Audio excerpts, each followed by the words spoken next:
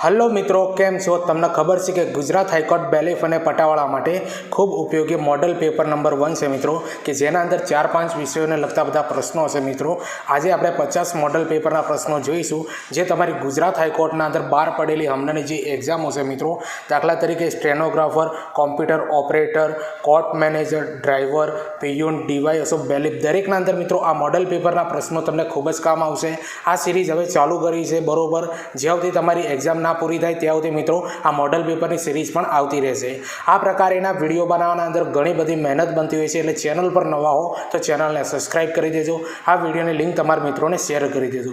તો ચાલો મિત્રો, ગુજરાત હાઈકોર્ટ બેલીફ અને પટાવાળા માટે અને અલગ અલગ પોસ્ટ ઉપર જે ભરતી બહાર પાડવામાં આવી હતી એની પણ પરીક્ષા છે મિત્રો, એના માટે પણ આ મોડલ પેપર ખૂબ જ ઉપયોગી રહેશે. હવે પહેલા નંબરનો પ્રશ્ન સમજીએ કે હિસ્ટ્રી શબ્દ કયા શબ્દ ઉપરથી ઉતરી આવેલો છે અને કઈ ભાષાનો શબ્દ છે. તો યાદ રાખી લેજો મિત્રો, હિસ્ટ્રી શબ્દ છે ને એ હિસ્ટોરિયા શબ્દમાંથી નીકળી આવેલો છે અને ગ્રીક ભાષાનો આ શબ્દ છે મિત્રો, હિસ્ટ્રી. હવે બીજા નંબરનો પ્રશ્ન સમજીએ કે ચીનની રાષ્ટ્રીય રમત કઈ છે. તો ટેબલ ટેનિસ છે મિત્રો, એ ચીનની રાષ્ટ્રીય રમત કહેવાય છે.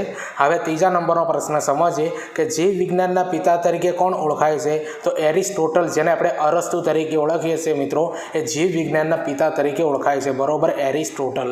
હવે ચોથા નંબરનો પ્રશ્ન સમજીએ કે શરીરમાં પોષક દ્રવ્યોનું વિઘટન કયા અંગમાં થાય છે. તો નાના આંતરડાના અંદર મિત્રો શરીરના પોષક દ્રવ્યોનું વિઘટન થતું હોય છે. હવે પાંચમા નંબરનો પ્રશ્ન સમજીએ કે શરીરમાં પ્રોટીનનું અંશતઃ પાચન કયા અંગમાં થાય છે. તો જઠરના અંદર મિત્રો તમને ખબર છે શરીરના અંદર જે પ્રોટીનનું અંશતઃ પાચન કયા અંગમાં થાય છે, જઠરના અંદર થતું હોય છે.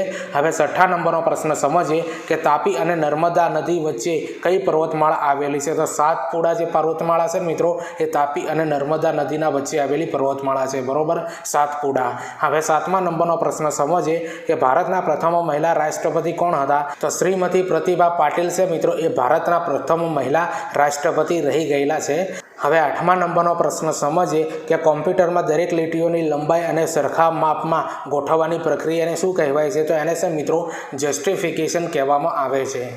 હવે નવમા નંબરનો પ્રશ્ન સમજીએ કે ગિરનારનું પૌરાણિક નામ જણાવો. તો ઉજ્જૈન પર્વત છે મિત્રો, એ ગિરનારનું પૌરાણિક નામ છે. હવે 10મા નંબરનો પ્રશ્ન સમજીએ કે ગુજરાત સરકારે કૃષિ મહોત્સવની શરૂઆત ક્યારથી કરેલી. તો 2005થી મિત્રો ગુજરાત સરકારે કૃષિ મહોત્સવની શરૂઆત કરેલી છે બરોબર, 2005થી.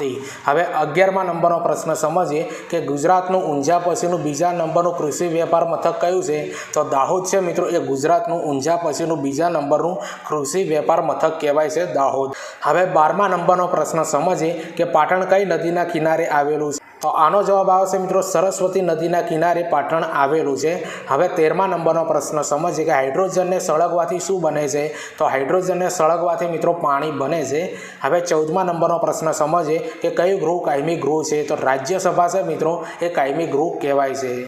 હવે 15મા નંબરનો પ્રશ્ન સમજીએ કે કઈ સંત પ્રણાલી માનેર માનુસના ખ્યાલ ઉપર ભાર મૂકે છે. તો બાઉલ જે છે મિત્રો, સંત પ્રણાલી બાઉલ નામ છે બરોબર, એ માનેર માનુસના ખ્યાલ ઉપર ભાર મૂકે છે. હવે 16મા નંબરનો પ્રશ્ન સમજીએ કે લોક ગાયિકા દિવાળીબેન ભીલને કયા વર્ષે પદ્મશ્રી નવાજવામાં આવ્યા હતા. તો યાદ રાખજો મિત્રો, 1990ના રોજ જે લોક ગાયિકા દિવાળીબેન ભીલને મિત્રો પદ્મશ્રીથી નવાજવામાં આવ્યા હતા બરોબર, 1990ની સાલના અંદર.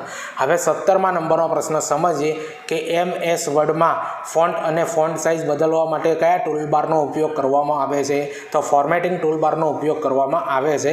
હવે 18મા નંબરનો પ્રશ્ન સમજીએ કે મુસાળીમાં કોનું તખલ્લુસ છે. તો ગીજુભાઈ બધેકાનું મિત્રો ઉપનામ છે, તમને ખબર છે, મુસાળીમાં. હવે 19મા નંબરનો પ્રશ્ન સમજીએ કે રવિશંકર મહારાજના જીવન અને ઘટનાઓને રસાળ અને ધારદાર રીતે આલેખતું પુસ્તક માણસાઈના દીવા કોણે લખ્યું છે. તો ઝવેરચંદ મેઘાણીએ મિત્રો આ પુસ્તક લખેલું છે. હવે 20મા નંબરનો પ્રશ્ન સમજીએ કે ભારતમાં કયો પ્રદેશ પોર્ટુગીઝ માલિકામાંથી હસ્તગત કરેલો નથી. તો કરાઈકલ જે છે મિત્રો, કરાઈકલ એ ભારતના અંદરનો પ્રદેશ છે મિત્રો, જે પોર્ટુગલ માલિકીથી હસ્તગત કરેલો નથી બરોબર, કરાઈકલ એનું નામ છે. હવે 21મા નંબરનો પ્રશ્ન સમજીએ કે 1868 સુધી સરકારી પત્ર વ્યવહારમાં જૂનાગઢનું નામ જણાવો. તો જીરણગઢ હતું. મોસ્ટ ટાઈમ્પી પ્રશ્ન છે. તો જોઈ લો મિત્રો પ્રશ્ન ફરીથી તે 1868 સુધી સરકારી પત્ર વ્યવહારમાં જૂનાગઢનું નામ શું હતું જણાવો. તો જીરણગઢ હતું. હવે 22મા નંબરનો પ્રશ્ન સમજીએ કે ત્રિવેણી સંગમ ધરાવતું કાંકચિયા જે લુણાવાડા નજીક આવેલું છે, આ ત્રિવેણી સંગમ પર કઈ 3 નદીનો સંગમ થાય છે. તો પનામા, મહી અને વેરી, આ 3 નદીઓનો મિત્રો સંગમ થાય છે. બરોબર.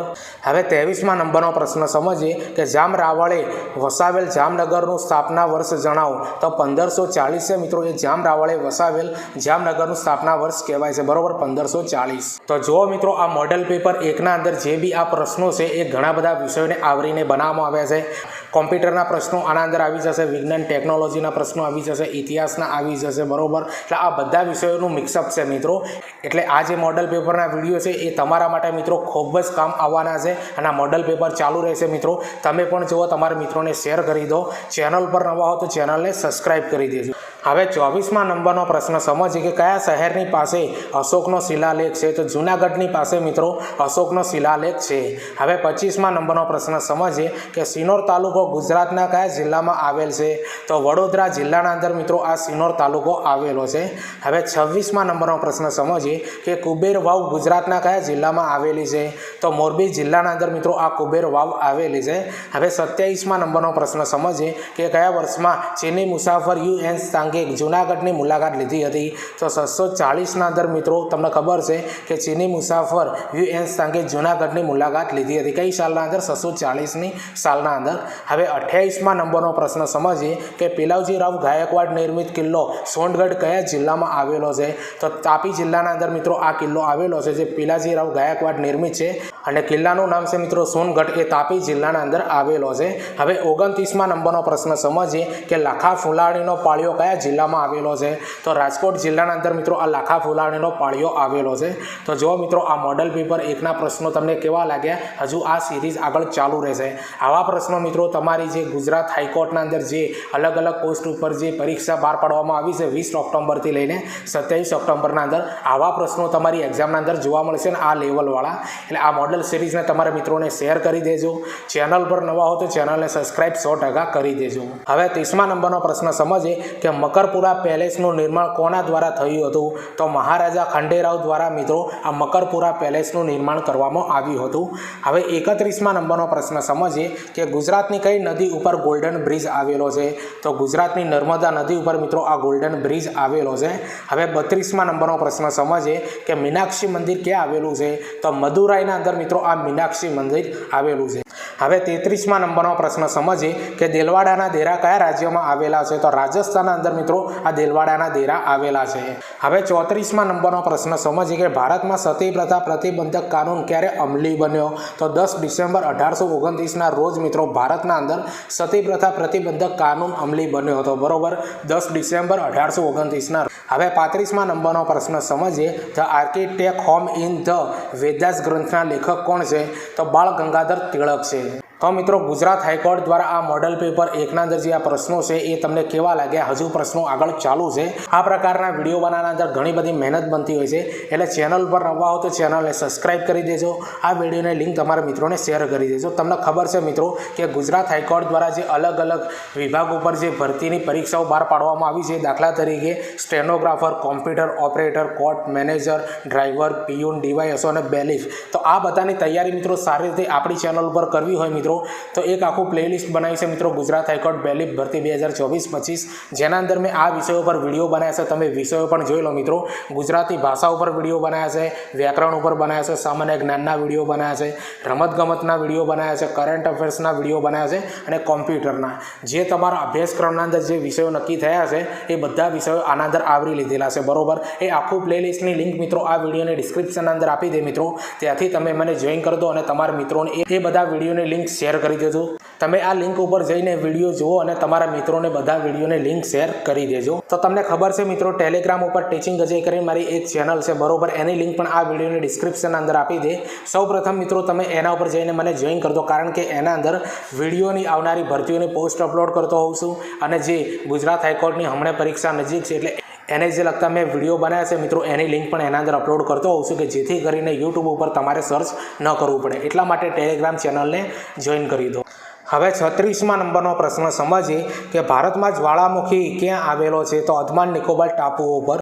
હવે 37મા નંબરનો પ્રશ્ન સમજીએ કે મોઢેરાના સૂર્ય મંદિરમાં સૂર્યની કેટલી પ્રતિમાઓ અંકિત થયેલી છે? તો મોઢેરાના સૂર્ય મંદિરના અંદર મિત્રો સૂર્યની 12 પ્રતિમાઓ અંકિત કરવામાં આવેલી છે. હવે 38મા નંબરનો પ્રશ્ન સમજીએ કે દક્ષિણ ભારતની સૌથી જૂની ભાષા કઈ છે? તો તમિલ ભાષા છે મિત્રો, એ દક્ષિણ ભારતની સૌથી જૂની ભાષા કહેવાય છે. હવે 39મા નંબરનો પ્રશ્ન સમજીએ કે વેદનો અર્થ શું થાય છે? તો જ્ઞાન છે મિત્રો, એ વેદનો અર્થ થાય છે. હવે 40મા નંબરનો પ્રશ્ન સમજીએ કે દિલ્હીના સુલતાનોની રાજ્ય ભાષા કઈ હતી? તો ફારસી ભાષા છે મિત્રો, એ દિલ્હીના સુલતાનોની રાજ્ય ભાષા કહેવાતી હતી. હવે 41મા નંબરનો પ્રશ્ન સમજીએ કે ગુજરાત રાજ્યનું ઉદ્ઘાટન કોના હસ્તે કરવામાં આવ્યું હતું? તો રવિશંકર મહારાજના હસ્તે મિત્રો આ ગુજરાત રાજ્યનું ઉદ્ઘાટન કરવામાં આવ્યું હતું. તો જો મિત્રો આ ગુજરાત હાઈકોર્ટની જે પરીક્ષાઓ બહાર પાડવામાં આવી છે કે જેના અંદર મોડલ પેપર 1 છે મિત્રો, એના આ પ્રશ્નો તમને કેવા લાગ્યા એ કોમેન્ટના અંદર જરૂરથી બતાવજો.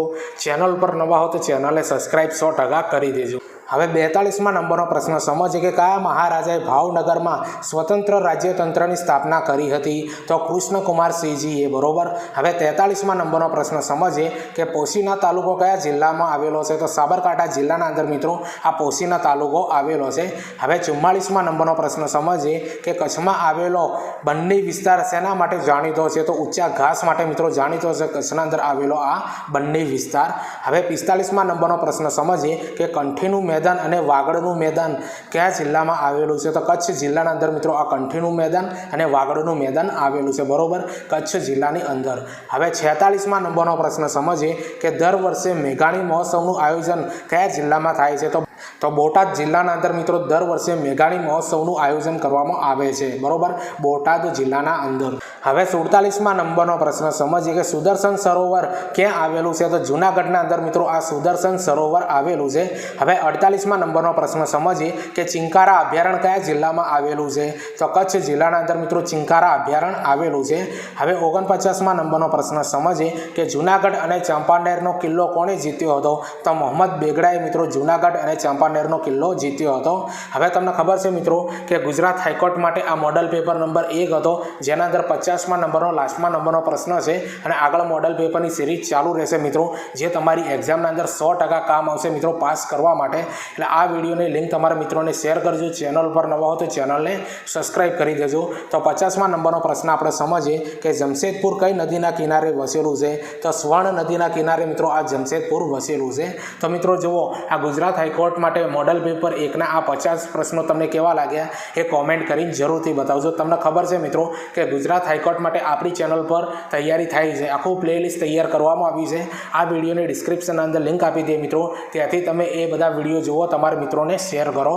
ટીચિંગ અજય કરીને ટેલિગ્રામના અંદર ચેનલ બનાવી છે, આ વિડીયોની ડિસ્ક્રિપ્શનના અંદર લિંક આપે મિત્રો, ત્યાં જઈને તમે મને જોઈન કરજો, કારણ કે એના અંદર વિડીયોની આવનારી ભરતીઓની પોસ્ટ અપલોડ કરતો હોઉં છું. અને જે મિત્રો આ મોડલ પેપરો હોય છે, બરોબર, જે ગુજરાત હાઈકોર્ટને લગતા જે વિડીયો હોય છે એની પણ લિંક એના અંદર મૂકતો હોઉં છું, કારણ કે યુટ્યુબ ઉપર વિડીયો સર્ચ ના કરવા પડે એટલા માટે, બરોબર. એટલે તમે ટીચિંગ અજય કરી જે ટેલિગ્રામ ચેનલ છે, બરોબર, એને તમે જોઈન કરી દો. ચાલો આપણે મળીએ બીજા વિડીયોના અંદર. બાય.